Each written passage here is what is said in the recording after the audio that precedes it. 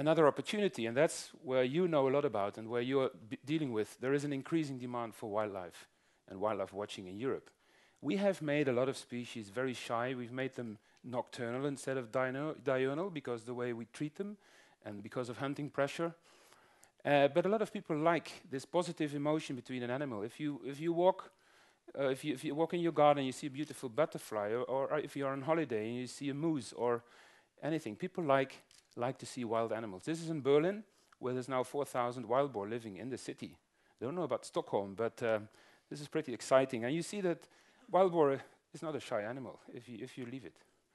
Of course, it's causing problems as well, but it shows that there is serious interest. And what we would like to do is to expose average European citizens to wildlife again. So, a little of the backgrounds, a few very nice opportunities that all come together now, and I think that's where we have to make use of.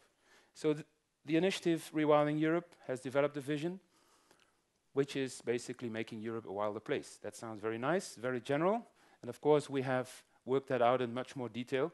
But what it actually means is much more space for wildlife, wilderness, and natural processes, bringing back the variety of life for all of us to enjoy, as I said, but also exploring new ways for people to earn a living from wild life, wild lands, and wilderness. So, the question is, any opportunities in Sweden? This is a map I got from a Swedish colleague, I don't mention his name here, showing that a lot of areas in Sweden, are being abandoned. There's a lot of, I think between 2007 and 2010, there was like a 20% decrease in the number of full-time farmers in Sweden. And you see the red areas here, which are being abandoned, and the blue areas where the population is increasing. Well, that's not different from all these other European countries. So, maybe there are some rewilding opportunities in Sweden, and I'm sure you will discuss, so we will discuss this more during the day. Of course, as Swedes, we're interested if something is happening here. If somebody has nominated, I've heard that you got some suggestions concerning Sweden, and maybe you're going to cooperate with the Ekoturistföreningen. Is that correct? Yeah, who knows? But I think there's people in the room here who know more about it. But Ulf Lovén, he's the man. Yeah, and what's happening? What's up? Yeah, there is coming. Ulf. Jag kan bara ge en kort kommentar att absolut, vi i Ekoturistföreningen har fått möjligheten att ta initiativet att ta fram några kandidater till den här andra vändan utav kvalificering.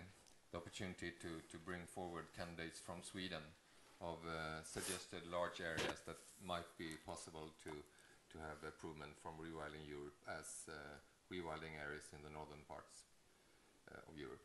So that's a work that is undergoing right now, and we will communicate exciting later this year. Would be exciting. Yeah. Do you think Sweden have a chance to be one of I think so. I think so. We have a few very good nominations lined up. Yeah. And so during the course of this year, we will look at them and make a sort of pre-selection, and then we'll do very detailed feasibility studies. So actually visit all the places, look at what is the starting situation there, and then so when you're knocking on the door, we should open the door and be very happy. And we will announce them next year in October. There will be the World Wilderness Conference. We'll be in Spain, in Salamanca, very close to our area, and we will announce the next 5. So who knows? Sweden is part of it, so you have to work hard. Correct. Okay.